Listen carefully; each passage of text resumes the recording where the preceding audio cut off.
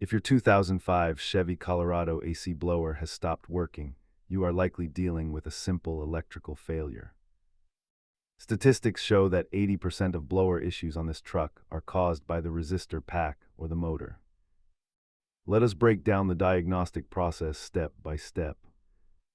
Start by checking the HVAC fuse, listening for relay clicks, and inspecting the wiring harness under the dash. The most common failure points are the resistor pack, the motor assembly, or the control head switch itself. If high speed works but others don't, it is the resistor, but no air at all usually points to the motor. Replacing a resistor is a quick DIY fix, while dash-related electrical issues are better suited for a professional shop. Repair costs vary based on the part, with the blower motor being the most expensive component to replace. Use a multimeter to check for voltage at the motor connector, or apply direct power to bench test the motor safely. Keep a multimeter, a 7mm socket, and contact cleaner in your kit to handle these electrical diagnostics. Always disconnect the battery before working under the dashboard to prevent accidental short circuits.